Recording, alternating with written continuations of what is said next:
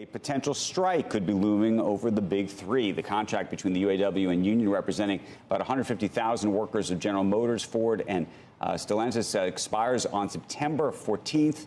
The UAW is seeking a 40% pay raise and better benefits. Joining us right now for more on those negotiations, Mark Fields, a former Ford Motor Company president, of course, and a CNBC contributor. It's always great to have Mark here because he has been the man in the middle of negotiations just like this. What do you think the state of play is, and what do you think is going to happen? Well, the state of play is, first off, you have a very different set of negotiations in terms of the environment. You have a new UAW leadership that was transparently elected for the first time, or directly elected by the rank and file. And so you have a new leader who wants to make their mark on the Detroit Three. You also have the transition to EVs, this once in a lifetime transition, which is going to be very tricky for the industry. So, you have the UAW who's made some, let's just say, their list of demands, which I think the UAW leader called them audacious and ambitious. There's some interesting things in there. There's some wacky things in there. But, they're starting the negotiations now. The contract is up on September 14th. And listen, at the end of the day, there's a lot of things the UAW is asking for. But I think the union will focus on getting wage increases. They'll focus on some kind of job securities and also some kind of transition to EVs, particularly for organizing some of the joint venture battery plants that are here in the U.S. And I think that's what they're going to focus on, Andrew. Mark, how does this compare? We keep talking about the Hollywood strike, which has now gone on for quite some time with the writers, of course, and now the actors. Could you imagine a picket line for a very long time, or no?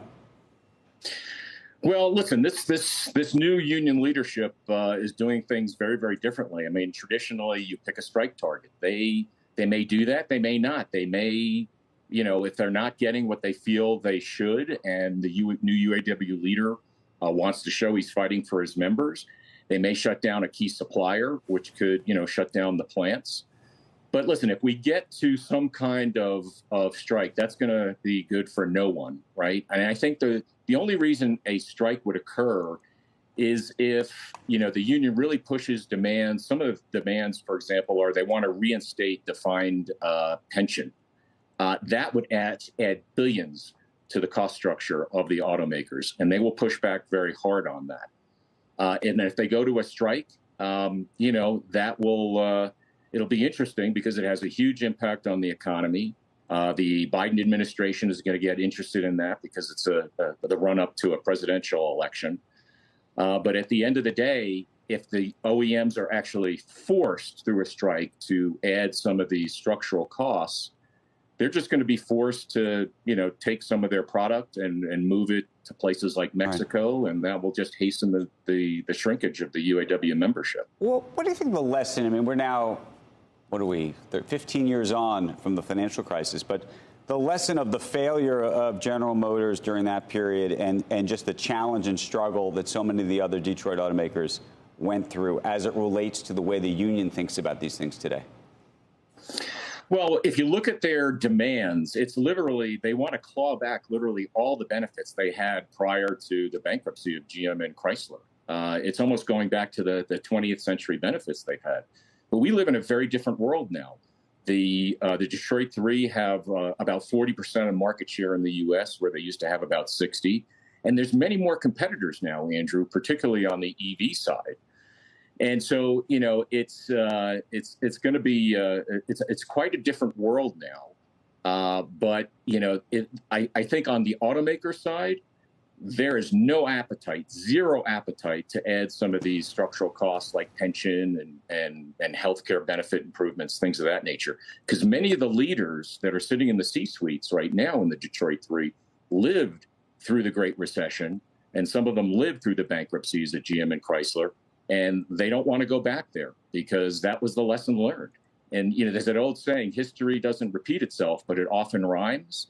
And if we go back to some of these benefits, you could see that happen sometime in the future if the OEMs are not competitive versus, their foreign-owned, non-union competitors, and Tesla, which, have a lower all-in wage rate. Hey, Mark, before you go, because you did mention Tesla, and I am curious, I don't know if you saw the Tesla CFO stepping down. No explanation that at least has been made truly public. Do you have any thoughts about the impact of that? Well, listen, it's always really odd when a CFO decides to step down in the middle of a quarter and gives no explanation. It's very unusual, but then again, Tesla is an unusual company. I think, listen, they have a pretty good bench. The person who they're installing as the CFO was previously at Solar City, and then when they came over to Tesla, when they acquired Solar City, they were the controller, and now they were the chief accounting officer. So clearly, Musk is comfortable with this individual.